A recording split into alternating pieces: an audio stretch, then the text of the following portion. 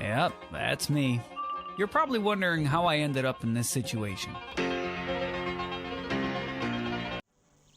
This is all me. One person, 4 controllers, 4 accounts, Quadboxing Wizard101 on console. And it did not start this crazy. I used to just be tired of questing with nobody on. Friends were busy, queues were dead, and I was soloing everything thinking there has got to be a more degenerate way to play this game. So I decided if nobody's going to log on with me, I'll just bring my own team. That's where the first cursed idea came from. I started planning a setup with TVs literally stacked on top of each other like a budget esports command center. I hit Facebook Marketplace and got to lowballing like crazy. I ended up grabbing a PS4 Slim and 2 TVs for $140 total.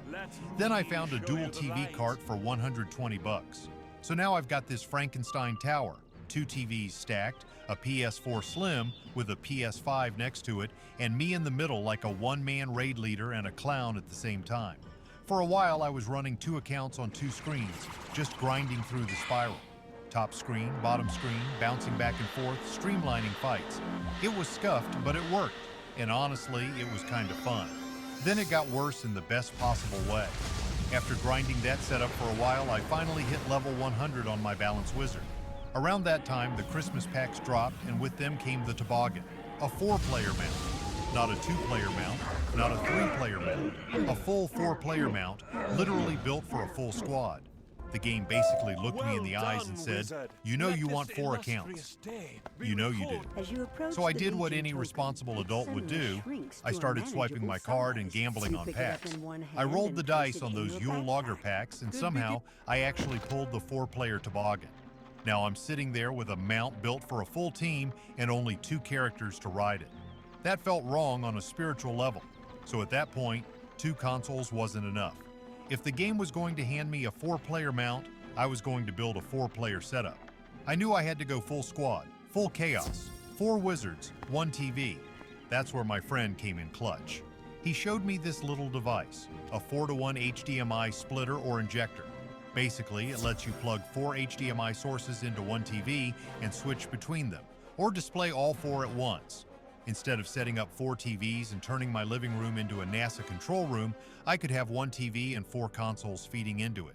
That changed everything. We went straight back to Facebook Marketplace and started lowballing for more PlayStations. I found a really rough PS4 Pro for $30. This thing was beat up but fixable. Then I found another PS4 Pro for $40, and the HDMI splitter box itself was only about $40. So now the inventory looks like this. The original PS5 that we already had, a PS4 Slim, 2 PS4 Pros, 2 TVs, a dual TV cart, and a 4-to-1 HDMI injector feeding into a single screen. At this point, it's less of a setup and more of a lifestyle choice. On top of that, I had an Elgato capture card just laying around. That's when the content brain kicked in. I realized I'm already doing this cursed quad setup, I might as well hit record and show people how it works. But just to be super clear, none of the capture card stuff is required to do what I'm doing here. You only need that if you want to record or stream. The actual quadboxing setup is way simpler than it looks. So let's talk about what you actually need if you want to do this yourself. Bare minimum, here's the checklist. You need 4 consoles. That can be PlayStations, Xboxes, or a mix as long as you enable cross-play. You need 1 4-input HDMI splitter or injector, which I will link below, plus the HDMI cords to hook each console into that box and then from the box into your TV. You need 4 Xbox or PlayStation accounts. You need 4 Wizard101 memberships. That comes out to about $40 a month total for all 4 combined. And you need 1 TV, which you probably already have. That's the entire core setup. 4 consoles, 1 HDMI box, 1 TV, 4 accounts, and 4 memberships. Everything else I'm using is just quality of life or for content. Now let's talk cost, because I know someone is already wondering how much this all ran me. With the deals I found on Facebook Marketplace, here's how it broke down for me. PS4 Slim plus 2 TVs, $140. Dual TV cart, $120. First PS4 Pro, the really rough one, $30. Second PS4 Pro, $40. 4-to-1 HDMI splitter box, $40. That puts my hardware total at about $370. Then you add the Wizard101 memberships, which for me were around $40 a month for all 4 accounts combined. So all in, You're looking at around $410 to have everything up and running for that first month, including memberships. Obviously, your prices might be different. If you're not out here lowballing on Marketplace like a menace, you might spend more. If you already own a couple consoles or TVs, you might spend less. The point is, with a bit of patience, some used gear, and maybe the willingness to fix a rough console or two, building a 4-account setup is actually doable. Now let's talk about the actual team, because this isn't just 4 random wizards running around. There's a plan behind it. I built the squad like this. Storm is my main damage dealer. Balance is there to buff Storm and heal. Ice is there to tank and soak hits. Myth is there to play debuff support and keep enemies under control. The idea is super simple. Storm hits stupid hard. Balance makes those hits even bigger and patches people up. Ice stands there like a brick wall and keeps the pressure off everyone else. Myth handles debuffs, breaks shields, and makes sure enemies are softened up so Storm can delete them. When you're quadboxing, you do not want 4 super high maintenance builds that all need perfect timing and constant attention. You want 1 brain-intensive role, your main, and then 3 that can do their job with a handful of well-timed spells. So for me, Storm is the one I really play. That's the screen I care about the most. That's where the big hits happen. Balance, Ice, and Myth are built to be low maintenance, reliable, and tanky. Their support, utility, and survivability, so my main can go crazy without everything falling apart. Now let's talk about what it actually feels like to play 4 accounts at once, because from the outside it looks insane, but once you get into it, it becomes a rhythm. On the hardware side, all 4 consoles are hooked into the HDMI splitter, and the splitter is hooked into the Elgato. I use the box to switch which console I'm actively viewing or swap back to quad view, but the controllers are already paired to their own console. Each controller only talks to its own system. In Wizard101, I treat it like I'm running a little raid by myself. I use Storm as my main camera most of the time. That's the account I'm actively watching and planning around. That's the wizard I'm moving through the world, entering fights and lining up big hits with. On balance, most of what I'm doing is cycling buffs, blades, auras, and emergency heals. I don't need to overcomplicate it. I just make sure Storm stays loaded up and alive. On Ice, my job is to eat damage, shields, resist, and anything that keeps the team from getting absolutely blasted. On Myth, I'm tossing debuffs, breaking shields, stacking traps, and just being generally annoying to enemies. Myth is there to soften things up and make fights safer and faster.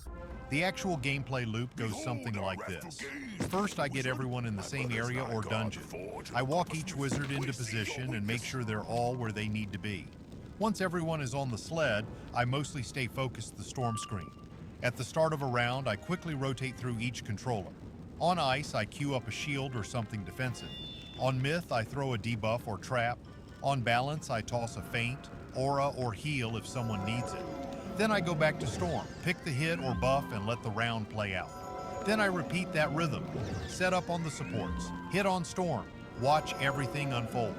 It sounds like chaos, and sometimes it is. But once you get the habit down, it turns into this really satisfying assembly line of turns. Storm nukes, balance buffs, and heals. Ice and Myth keep the fight under control. Now, before you run out and try this, let me be real for a second and go over some pros and cons of quad boxing like this. Let's start with the good stuff. First, the pros. Number 1, you are never waiting on anyone. No dead queues, no sorry I got off, no begging for a team. You bring your own squad every single time. Number 2, it is insanely efficient for farming and questing. 4 accounts with the first round bonus obliterates anything. When it's rolling, it feels like you're speedrunning the game. Number 3, you control every role. If you've ever wanted the perfect tank, the perfect support, and the perfect hitter in one group, this is it. No randoms messing up feints, no one fleeing mid-fight. Number 4, it's genuinely fun and cursed. It turns Wizard101 into this little strategy puzzle where you're planning 4 turns ahead on 4 different characters. When a plan comes together, it feels so good. And if you're into content, that's another bonus. A 4-account setup on console is just naturally entertaining and scuffed in a good way. Now the cons, because there definitely are some. Number 1, it is a lot of mental load. You are tracking 4 decks, 4 inventories, and 4 health bars. If you're tired, you will misplay.